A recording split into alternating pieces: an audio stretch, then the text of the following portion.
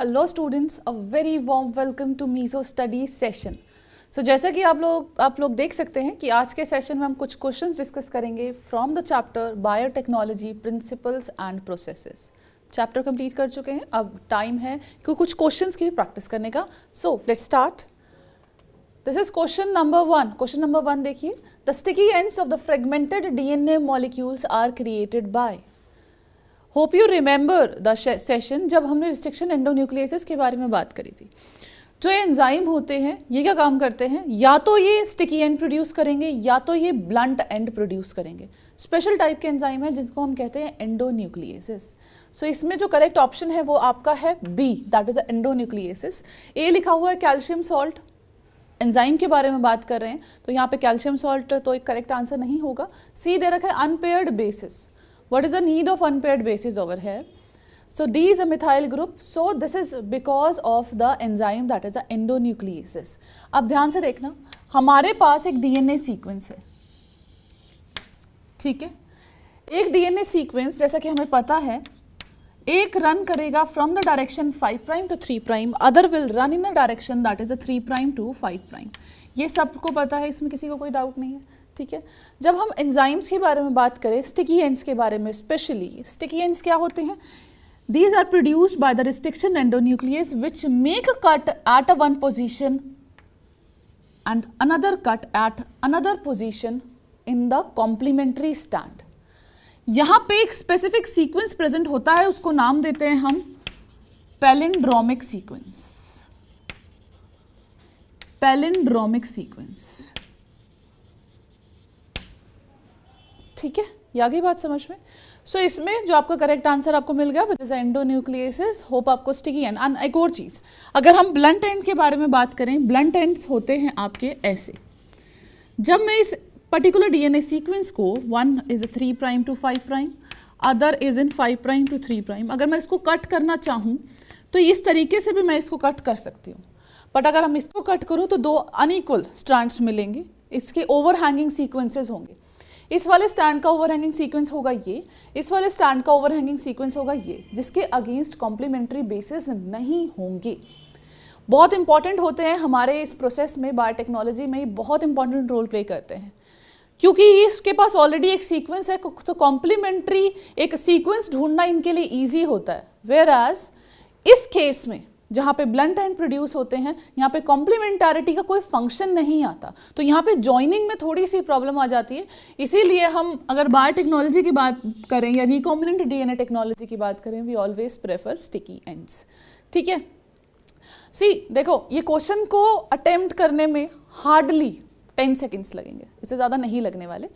But यहाँ पे हम सेशन में चीज़ों को थोड़ा सा डिटेल में पढ़ रहे हैं, क्योंकि यहाँ पे आपका कोई एग्जाम नहीं हो रहा कि आपको 2 सेकंड में या फिर 10 सेकंड में आपको हर एक क्वेश्चन करना है, यहाँ पे वो नहीं हो रहा। मेरा पॉइंट ये है कि जितने भी ऑप्शंस हैं यहाँ पे वो आपके दिमाग में क्लियर होने चाहिए। ये ऑप्शन सही है तो क्यों सही है, ये ऑप्शन गलत है तो क्यों गलत है। आप नॉर्मली अगर कभी भी कोई प्रैक्टिस करते हैं या कहीं भी कुछ प्रैक्टिस करते हैं, आपको ये बता दिया जाता है कि भाई ये ऑप्शन ठीक है, बाकी ऑप्शन ठीक नहीं है।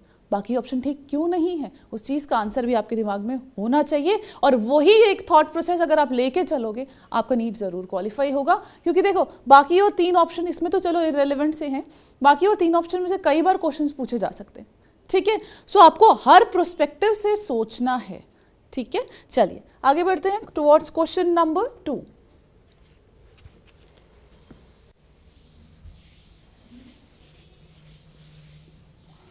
So question number 2 indicates which of the following is not a source of a restriction endonuclease। चलिए, रिस्ट्रिक्शन एंडोन्यूक्लियस पे एक और क्वेश्चन। कौन रिस्ट्रिक्शन एंडोन्यूक्लियस नॉर्मली एक्सट्रैक्ट करे जाते हैं, किस किस से एक्सट्रैक्ट करे जाते हैं, सच एज हीमोफाइलस इन्फ्लुएंजा और एस्चेरिशिया कोलाई, एग्रोबैक्टीरियम ट्यूमिफेशन भी नाम दे रखा है। चलिए इसके बारे में पहले डिस्कस करते हैं। हीमोफाइलस इन्फ्लुएंजा से भी हम अपना रिस्ट्रिक्शन एंडोन्यूक्लियस निकालते हैं। उस रिस्ट्रिक्शन एंडोन्यूक्लियस का नाम है HIND2। What is the name? That is HIND2। Second के बारे में बात करते हैं, which is a Escherichia coli. That means यहाँ पे कौन सा होगा? Very famous, that is EcoR1। ठीक है, हर बार रिस्ट्रिक्शन एंडोन्यूक्लियस का नाम ले, दिमाग में हमारे पास सिर्फ इको R1 आता है, बट सिर्फ यही नहीं है। I know this is famous one, but ऐसे और भी हैं। BAM-H1 है आपका, HIND-2 है, HIND-3 है, बहुत सारे हैं, ALU1 है सॉरी। सो सी ऑप्शन देखें, दैट इज एग्रोबैक्टीरियम ट्यूमीफेशियन। कहीं बात करिए मैंने सेशन में एग्रोबैक्टीरियम ट्यूमीफेशियन की? अब आप कहोगे हाँ बात करिए, जी हाँ मैंने बात करी है इसके बारे में, बट मैंने इसकी बात एंडोन्यूक्लियसिस में नहीं करी। हमने ये डिस्कस किया था that this act as a very good plasmid और you can say vector. So vector किसकी तरह एक्ट करता है? एक व्हीकल की तरह एक्ट करता है जो डीएनए को ट्रेवल कराने में हेल्प करता है, ताकि हम उसको एक जगह से अपने टारगेट ऑर्गेनिज्म में पहुंचा दें। Bacillus amylophacian, that is BAM-H1. What is the name of enzyme? BAM-H1. क्या मुझे अब आंसर देने की जरूरत है? That which one is not a source of restriction endonuclease? So in this the correct option you have is C. देखो बार बार मैं sessions में यही चीजें रिपीट करती हूँ, यहाँ पे नॉट पूछा गया है, ठीक है, और अगर कोई बुद्धू सा बच्चा हुआ, उसने क्या करेगा, वो क्या करेगा, उसने क्वेश्चन पढ़ा, नॉट पढ़ना भूल गया, जल्दी जल्दी में। और क्यों एक्चुअली होता है ऐसा, हम सभी बुद्धू होते हैं। मैं जब एग्जाम देती थी तब भी मेरे साथ भी ये प्रॉब्लम आती थी। तो उस समय इतना ज़्यादा एग्जाम का प्रेशर होता है, हमारे पेरेंट्स का इतना ज़्यादा कई बार प्रेशर होता है, हमारे फ्रेंड्स का इतना ज़्यादा प्रेशर होता है, मेरा हो गया तुम्हारा नहीं हुआ, तुम ड्रॉपर हो, तुम ये तुम वो, इतना ज़्यादा प्रेशर होता है। इवन आपको ऐसा लगता है कि हमें कितने सारे क्वेश्चन अटैम्प्ट करने हैं, अभी तो फिजिक्स भी है, केमिस्ट्री भी है, सब कुछ अटैम्प्ट करना है। इतना ज़्यादा प्रेशर होता है कि हम लोग इस क्वेश्चन को प्रॉपर पढ़ते नहीं हैं। और अगर किसी स्टूडेंट ने सिर्फ नॉट नहीं पढ़ा तो वो क्या करेगा, that which one is the source of restriction endonuclease, उसको पता है इसीरिशा कोलाई से निकालते हैं या हीमोफाइलस ओरेंजिस से निकालते हैं, इनको टिक करके आ जाएगा। हो गया आंसर गलत। यहाँ पे चीज़ों को समझो, इस जो एक दो लाइनें होती हैं, ज़्यादा होती हैं कईयों में, उस चीज़ को थोड़ा सा पढ़ लो, उस चीज़ को थोड़ा सा ध्यान से पढ़ लो। जहाँ नॉट लिखा होता है स्पेसिफिकली उसको अंडरलाइन कर लो, ताकि आंसर देखते वक्त आपको याद रहे कि आंसर क्वेश्चन में उसमें नॉट लिखा हुआ है। ठीक है स्टूडेंट्स, चलिए मूव करते हैं टुवर्ड्स थर्ड क्वेश्चन।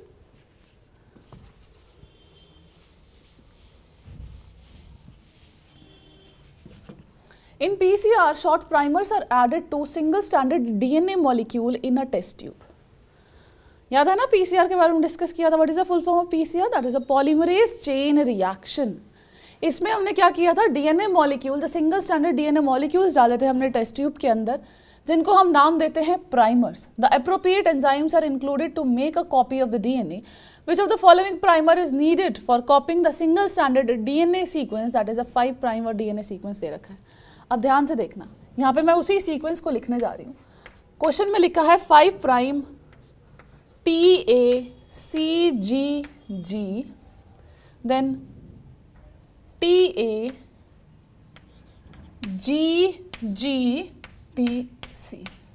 अगर एक 5' एंड है, क्वाइट ऑब्वियस जो दूसरा होगा वो क्या होगा, 3' एंड होगा। अब जब आपको याद होगा, हम लोगों ने डिस्कस किया है ना ऑलरेडी कि भी डीएनए की रेप्लिकेशन कैसे होती है, किस डायरेक्शन में प्रोसीड करती है, 5' to 3'। आरएनए प्राइमर्स रिक्वायर्ड होते हैं। आरएनए प्राइमर्स यहाँ से उसको रीड करना शुरू करेंगे ताकि नया जो डीएनए सीक्वेंस बने वो किस डायरेक्शन में बने, 5' to 3'। सो हम प्राइमर को यहाँ ऐड करेंगे, ये हो गया 5' और उसका सीक्वेंस क्या होगा, इसका कॉम्प्लीमेंट्री क्या होगा, G, है ना, डीएनए ही तो बना रहे हैं प्राइमर्स, डीएनए। सो ये हो गया G, उसके बाद ये हो गया A, सेकेंड GACC, कितने उसका दे रखा है, 5 का, ये हो गया 4 to 5 न्यूक्लियोटाइड सीक्वेंस का आपका ये प्राइमर होता है। सो अगर इसको रीड करें तो कैसे रीड करेंगे, 5' GACCT। आइए देखते हैं, 5' GACCT मिल गया आपको आंसर। देखो यहाँ पे कंफ्यूजन सबसे बड़ी क्या आएगी, स्टूडेंट ने देखा यहाँ से, वो यहाँ से उसके 4 या 5 प्राइमर बनाना शुरू कर देगा, आंसर वहीं गलत हो जाएगा। दिमाग लगाइए थोड़ा कि यहाँ पे आपको सीक्वेंस दे रखी है, ये ना दे रखी होती तब आप बेशक वहाँ से करते, बिल्कुल सही होता आपका आंसर, बट यहाँ पे ये 5' दे रखा है, तो आपको ये भी देखना है कि वो किस डायरेक्शन से प्रोसीड करेगा, यहाँ से या यहाँ से। प्राइमर आप यहाँ से बनाना शुरू करोगे कोई और आंसर आ जाएगा, एग्जैक्ट प्राइमर के लिए आपको यहाँ से बनाना है। ठीक आ गई बात समझ में, चलिए आगे बढ़ते हैं towards question number 4.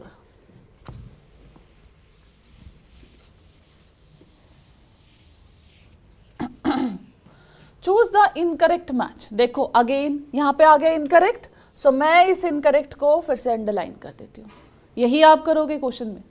So western blotting is for protein, western blotting protein के लिए होता है, बिल्कुल सही बात है, वेस्टर्न ब्लॉटिंग हम करते हैं प्रोटीन के लिए। सेकेंड है northern blotting that is done for RNA, this is also fine. Southern blotting that is done for DNA. चलिए ये तीनों चीजें पता लग गई। अब ये चीजें दिमाग में फिक्स कर लो, इस चीज को हमेशा याद रखना दैट वेस्टर्न ब्लॉटिंग प्रोटीन के लिए होती है, नॉर्दर्न आरएनए के लिए होती है, और last southern that is done for the DNA. Fix कर लो इस चीज को, फेविक्विक से चिपका लो अपने दिमाग में। इस चीज में बहुत बार क्वेश्चन आया है। चलिए ये तो ठीक हो गए। सो मोटिव मेरा यही था, ये क्वेश्चन मैंने इसीलिए डाला ताकि आपको ये तीनों चीजें अच्छे से पता लग जाए। फोर्थ ऑप्शन देखते हैं, 3 तो ठीक हो गए, अब चौथा तो गलत होगा ही होगा क्योंकि इनकरेक्ट पूछा है उसने। So D is a fingerprinting that is for protein. Fingerprinting याद है, फिंगरप्रिंटिंग में हम एक ऑर्गेनिज्म के कुछ स्पेसिफिक सीक्वेंस को दूसरे के कुछ स्पेसिफिक सीक्वेंस से मैच करते हैं, जिनको हम सैटेलाइट या मिनी सैटेलाइट्स भी कहते हैं, which is also termed as a VNTR, which is a variable number tandem repeats. Match करे जाते हैं। सो अगर मैचिंग है that means they are same person, if there is no matching that means, अगर slightly matching है that means relative. ऐसे ऐसे हम मैचिंग करते हैं, ठीक है। सो ये किस लिए यूज होता है, क्राइम ब्रांच में बहुत ज़्यादा यूज़ होता है, that who is a criminal, suspect, etcetera इन सब चीज़ों के लिए। और जब हमें ये पता करना होता है कि एक्चुअली ये इन्हीं का ही बेबी है या नहीं है, सो पेरेंटल डिस्प्यूट और इन सब चीज़ों में यूज़ किया जाता है। So let's talk about the question number 5।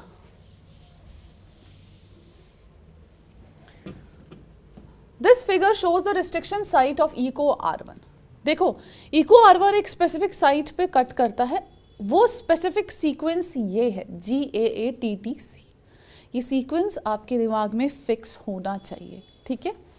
The restriction enzyme recognition site. अब देखो इस चीज में आपको एक चीज में ध्यान से दिखाई दे रहा है कि इसने यहाँ से यहाँ पे काटा है, इसने यहाँ पे काटा है, कट कर दिया, ठीक है। जैसे ही कट हुआ तो यानी कि स्पेस क्रिएट हो गई, इन दोनों को अलग अलग पुल कर लो तो ये क्या बन जाएंगे, ये फ्री हैंगिंग मिल गया, ये भी आपको फ्री हैंगिंग मिल गया जिसके अपोजिट कॉम्प्लीमेंट्री सीक्वेंस नहीं है, इसके अपोजिट कॉम्प्लीमेंट्री सीक्वेंस नहीं है, ठीक है। तो इसका मतलब ये है these are the sticky ends, ठीक है। जो इसमें तो restriction enzyme recognition site is a palindromic and have specified base pairs and this means that the recognition site have palindromic sequences हैं। ये पैलिंड्रोमिक सीक्वेंसेस के एग्जांपल याद है आपको? चलिए एक तो नॉर्मल एग्जांपल पढ़ लेते हैं, मैडम। अगर हम एक नॉर्मल मैडम वर्ड बोले बहुत इजी लगता है। अब इस मैडम को पढ़ना शुरू करिए यहाँ से यहाँ तक, ठीक है। यहाँ भी सबसे पहले M आएगा, फिर A आएगा, फिर D आएगा, A आएगा, M आएगा। यहाँ से रीड करना शुरू करोगे, M आएगा, A आएगा, D आएगा, A M आएगा, फिर, ठीक है। इसको बोलते हैं पैलिंड्रोमिक सीक्वेंसेस। अब इस चीज में ध्यान से देखिएगा, इस सीक्वेंस में सबसे पहले यहाँ G है, फिर AA है, यहाँ भी G है, फिर AA है, फिर TT है, फिर C है, फिर TT है, फिर C है। क्या है ये? Palindromic sequences. So this means that recognition site have base sequence identical to one another. Identical है क्या एक दोनों? बिल्कुल भी identical नहीं है। Base sequence that consist of only a 4 bases. कितने हैं? बहुत सारे bases हैं। So we cannot say that. ये भी गलत हो गया। The base sequence is one DNA strand reading from one end in the same as a sequence in the complementary strand reading from the opposite and right. ये हो गया आपके palindromic sequence. इसमें ये क्या कहना चाहता है, किसी एक स्ट्रैंड में अगर एक डायरेक्शन में रीड कर रहे हो और दूसरे स्ट्रैंड जो उसको कॉम्प्लीमेंट्री है उसके अपोजिट स्ट्रैंड की तरफ को, अगर उस अपोजिट डायरेक्शन की तरफ को आपको रीड करना शुरू करोगे तो जो सीक्वेंस आएगा दैट इज सेम, उसको नाम देते हैं हम पैलिंड्रोमिक सीक्वेंसेस। बिल्कुल सही बोला है इसने, ठीक है। सो ये हो गया ऑप्शन 3 आपका करेक्ट। फोर्थ ऑप्शन भी देख लेते हैं, base sequence with attached probe. ये कहाँ से आ गया? सो इसको तो भूल ही जाइए आप। Correct option you have is a C, ठीक है। देखो कितने अच्छे लगते हैं ना ऐसे क्वेश्चन, हम प्रैक्टिस करते हैं और हमें सारे क्वेश्चन सॉल्व होते चले जाते हैं। ऐसे ही आपके नीट एग्जाम में भी होगा। क्या करना है आपको? सेशंस देखने हैं, जो भी मैं बोलूँ उसको आपको करना है, जो भी मैं आपको नोट्स बनाने को बोलती हूँ, जो भी मैं बोलती हूँ कि ये ई बुक से ले लो, जो भी मैं चीज़ें आपको चार्ट बनाने को बोलती हूँ, जो भी चीज़ें मैं आपको करने को बोलती हूँ, at least you should do that, ठीक है। ये ऐसे ही क्वेश्चन आएंगे, कोई अलग क्वेश्चन कुछ नहीं आता, ऐसे ही डायरेक्ट क्वेश्चन आते हैं। देखो कितना बड़ा क्वेश्चन दे दिया, और कोई स्टूडेंट होगा कहेगा यार ये तो इतना बड़ा क्वेश्चन है, छोड़ ही देता हूँ मैं इसको, क्यों छोड़ो, बहुत ही ईजी है इसमें, बार बार बस स्कूल में भी पढ़ते हैं, फिर हम अभी भी सेशन देख के पढ़ा है कि पैलिंड्रोमिक सीक्वेंस क्या है क्या नहीं, क्या है क्या नहीं, बार बार एग्जाम्पल मैंने वही मैडम का बार बार दिया है, तो ये तो आपको याद होना ही चाहिए. So this was question number 5. Let's move towards question number 6. Again देखो थोड़े से मैंने कॉम्प्लेक्स टाइप के क्वेश्चन दिए, ऐसा नहीं है आप लोग बहुत अच्छे से इन चीज़ों को कर सकते हो. थोड़े से क्वेश्चन बड़े हैं, इनको देखकर डरना मत, बल्कि इजीली आपसे ये क्वेश्चन सॉल्व हो जाएंगे, ये मेरी गारंटी है अगर आपने सेशंस देखे हैं तो. और बायोटेक्नोलॉजी, ये जो दोनों चैप्टर है ना बायोटेक्नोलॉजी से, बहुत ज़्यादा क्वेश्चंस पूछे जाते हैं, ज़्यादा नहीं कि सारे क्वेश्चंस पूछे जाएंगे, 3 से 4 क्वेश्चंस इन दोनों चैप्टर्स में से आते ही आते हैं. एग्जाम्पल्स पूछ लेंगे, प्रोसेसेस पूछ लेंगे, एंडोन्यूक्लियसेस के एग्जाम्पल पूछ लेंगे, डायरेक्ट होगा इनडायरेक्ट होगा, क्वेश्चन ज़रूर आएंगे इसमें से. अब प्लाज्मिड हैज, चलिए देखते हैं. Plasmid has 2 antibiotic resistance gene, 1 for ampicillin and 1 for tetracycline. हाँ जी, हमने ले लिया एक प्लाज्मिड. 2 जीन प्रेजेंट है प्लाज्मिड के पास, एक है उसके पास एम्पिसिलिन रेजिस्टेंट का और दूसरा है इसके पास टेट्रासाइक्लिन रेजिस्टेंट का जीन. ठीक है. It is treated with restriction enzyme that cut in middle of ampicillin gene. हमने क्या किया, इसमें डाल दिया अपना रिस्ट्रिक्शन एंडोन्यूक्लियस, जिसने एम्पिसिलिन रेजिस्टेंट जीन को काट दिया. ठीक है, आइए आगे देखते हैं. DNA fragments containing a haemoglobin gene were cut with the same enzyme. अब उसके बाद जो हीमोग्लोबिन का जीन था उसको भी हमने इसी रिस्ट्रिक्शन एंजाइम एंडोन्यूक्लियस से काट दिया. ठीक है. The plasmid and the fragments are mixed, यानी कि हमने इसको काटा और इस प्लाज्मिड को जब हमने काटा, दोनों को हमने क्या कर दिया, मिक्स कर दिया. मिक्स करा है यानी कि क्या प्रोड्यूस हुए, स्टिकी एंड्स प्रोड्यूस हुए, दोनों आपस में बाइंड कर जाएंगे, यानी कहाँ क्या उड़ गया, एम्पिसिलिन रेजिस्टेंस उड़ गया. सिर्फ हमारा जो रिकॉम्बिनेंट प्लाज्मिड होगा वो क्या होगा, टेट्रासाइक्लिन रेजिस्टेंट. वो कभी भी एम्पिसिलिन रेजिस्टेंट नहीं होगा. मैं किसके बारे में बात कर रही हूँ, मैं बात कर रही हूँ एक रिकॉम्बिनेंट प्लाज्मिड के बारे में. चलिए आगे देखते हैं. Clones that have taken up the recombinant DNA are one that, ठीक है, ए ऑप्शन है, और blue and can grow on the plates with both the antibiotics. No, they can not grow on the both the antibiotic plate, क्योंकि अगर हमने उसको ampicillin पे grow कर दिया, यहाँ पे एम्पिसिलिन को बचाने वाला जीन नहीं प्रेजेंट है, कॉलोनी सारी की सारी बर्बाद हो जाएगी. Can grow on the plates with ampicillin but with not with tetracycline. Ampicillin की प्लेट पे उसको ग्रो कर दिया जी, वो बचेगा, बिल्कुल भी नहीं बचेगा, क्योंकि एम्पिसिलिन रेजिस्टेंट, उसको बचाने वाला कुछ प्रेजेंट ही नहीं है उसके पास. थर्ड ऑप्शन देखते हैं, can grow on the plate with the tetracycline but not with the ampicillin. Yes, this is a right answer. उसको हम टेट्रासाइक्लिन की प्लेट पे ग्रो कर सकते हैं क्योंकि टेट्रासाइक्लिन रेजिस्टेंट उसके पास जीन है. हम उसको एम्पिसिलिन पे ग्रो नहीं कर सकते क्योंकि उसके पास उसके बचाने का जीन नहीं है. ठीक है, ये आगे बात समझ में. सो ये था आपका क्वेश्चन नंबर 6. आगे बढ़ते हैं टुवर्ड्स क्वेश्चन नंबर 7. अगेन जैसा कि मैं आपको हमेशा बोलती आई हूँ, ट्रेंड में थोड़ा सा चेंज है.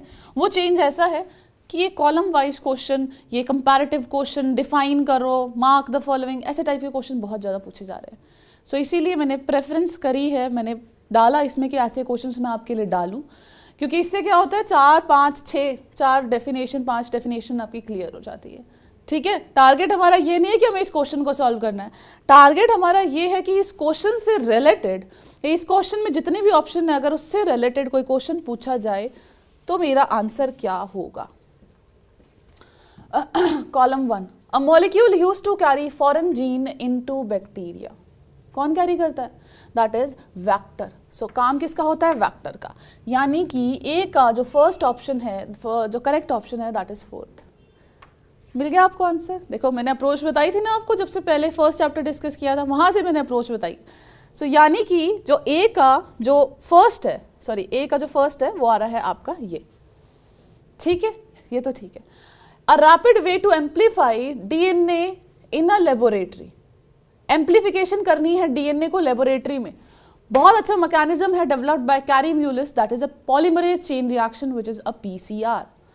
अ way to separate DNA fragments based on their size. Size से हम उसको इजीली सेपरेट कर सकते हैं. बहुत इजी मेथड है जिसको हम कहते हैं gel electrophoresis. Next is a molecular scissor. किसको कहते हैं हम इसको, ये कहते हैं हम रिस्ट्रिक्शन एंडोन्यूक्लियेसेस और रिस्ट्रिक्शन एंजाइम को. ठीक है। लास्ट है gene sequence from more than one origin, जिसका एक से ज्यादा ऑरिजिन हो, राइट। ये हो गया आपका रिकॉम्बिनेंट डीएनए। सो इसमें देखते हैं, मैच करते हैं। A fourth, 3, then again this is fifth, C का फिफ्थ, डी का फर्स्ट। सो डी का फर्स्ट बिल्कुल सही है। So for this the correct option you have is A, right. ये आगे बात समझ में। सो ये हो गया हमारा question, that is a question number 7। ठीक हो गया, यहां भी हमें 4 नंबर मिल गए। Again identify the steps that are involve in a PCR. याद है आपको पीसीआर पढ़ा था हमने। पीसीआर में क्या करते हैं, हमें एक छोटा सा डीएनए मिल गया, उसको हमने बहुत सारी कॉपीज बना दी। ये काम होता है पीसीआर का। सो सबसे पहला स्टेप, मैं ज़्यादा डिटेल में नहीं डिस्कस कर रही क्योंकि सेशन में हमने बहुत अच्छे से पढ़ा है ये। सबसे पहला हम क्या काम करते हैं, ये दोनों के दोनों डीएनए स्ट्रैंड को सेपरेट करते हैं। जैसे ही हम इन दोनों को सेपरेट करेंगे तो क्या होगा, 2 स्ट्रैंड्स मिल गए हमें।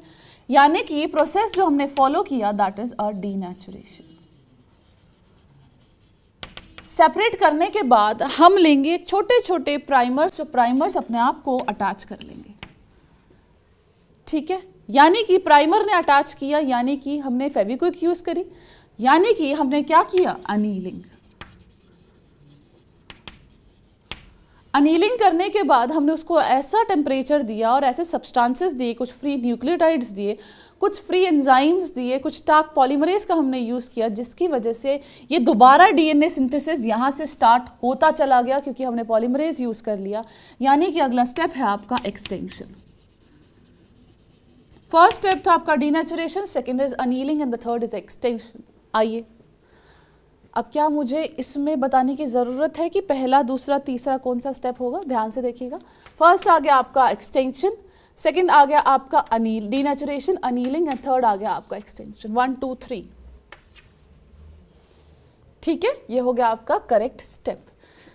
लास्ट ईयर का डाउनस्ट्रीम प्रोसेसिंग कहाँ पढ़ा था हमने? डाउनस्ट्रीम प्रोसेसिंग हमने फर्मेंटेशन में पढ़ा था, जब हमारे पास आखिरी सारे प्रोडक्ट्स बन गए, उसकी पैकेजिंग होगी, उसकी मार्केटिंग होगी, एक्सेट्रा एंड एक्सेट्रा। सो ये वहाँ का स्टेप है, यहाँ कुछ नहीं है इसका मतलब, ये सिर्फ आपको कंफ्यूज करने के लिए दिया गया है। चलिए आगे बढ़ते हैं towards second question of this session, 9th question. The first recombinant DNA molecule was constructed by linked antibiotic resistant gene with a native plasmid of Salmonella typhimurium. Right, ये तो डायरेक्ट ही है, इसमें मुझे समझाने की जरूरत तो नहीं है। सो ये किसने किया था? This was done by Stanley Cohen and Herbert Boyer, right, and this was done in 1972, right? So ये मिल गया आपको आंसर। 9th का करेक्ट ऑप्शन इज बी। आगे मूव करते हैं towards the last question of this session. उसके बाद आप फ्री हो, उसके बाद आप अपने क्वेश्चंस की प्रैक्टिस करिएगा। Gel electrophoresis is used for, क्यों यूज किया जाता है? जेल इलेक्ट्रोफोरेसिस में हम डीएनए को सेपरेट करते हैं depending upon the size. Agarose gel use किया जाता है, उस एग्रोस जेल में कुछ पोर्स बनाए जाते हैं, वेल्स होते हैं, उसमें हम अपना डीएनए डाल देते हैं और डीएनए मूव करता है। क्यों? नेगेटिव चार्ज होता है, वो नेगेटिव से पॉजिटिव चार्ज की तरफ दे कीप्स ऑन मूविंग। सो इसी वजह से साइज की अकॉर्डिंग हम उसको ईजिली सेपरेट कर सकते हैं। Let's look at the option cutting of DNA into fragments. कौन करता है ये काम? That is done by endonucleases. Separation of DNA fragment according to their size, यही बोला था मैंने। चलिए आ गया यहाँ पे ऑप्शन। थर्ड देखते हैं, सी क्या कह रहा है? Construction of recombinant DNA technology by joining with vectors. क्या वैक्टर्स को ज्वाइन हमने इसमें किया था? क्या था? जेल इलेक्ट्रोफोरेसिस नहीं किया ना इसमें। सो ये तो आपका अलग हो गया, ये तो आपका बायोटेक्नोलॉजी और रिकॉम्बिनेंट डीएनए टेक्नोलॉजी के अंदर आ गया। डी है isolation of the DNA molecule. DNA molecule का आइसोलेशन याद है आपको? एंजाइम्स पढ़े थे हमने आइसोलेशन में, लाइगेस काफ़ी सारे एंजाइम, चिटिनेस एक्सेट्रा पढ़े थे ना, वो यूज़ होते हैं इनफैक्ट आइसोलेशन में। सो यहाँ पे ये ऑप्शन भी आपका हो गया गलत। सो करेक्ट ऑप्शन यहाँ पे क्या हो गया? Separation of DNA fragment according to their size. So ये डिस्कस करें हमने कुल मिला के 10 क्वेश्चन। करिए क्वेश्चंस की प्रैक्टिस, डाउट लेकर आइए, हम लोगों से पूछिए, साइट पे एक ऑप्शन अवेलेबल है डाउट क्लियरिंग, उस पर क्लिक करिए एंड हमसे क्वेश्चंस पूछिए। एंड पता है हमें कितना अच्छा लगता है जब स्टूडेंट्स क्वेश्चन पूछते हैं, ऐसा लगता है कि स्टूडेंट्स भी प्रैक्टिस कर रहे हैं and they are liking the sessions, उनको समझ में आ रहा है। ठीक है, सो ये का पार्ट आप ज़रूर करिएगा, एटलीस्ट फॉर आवर हैप्पीनेस। हम पढ़ा रहे हैं आप लोगों के लिए, so please do that. Will meet in next session, will discuss a new chapter, second chapter discuss करेंगे बायोटेक्नोलॉजी का। So take care of yourself and thank you so much students for watching this.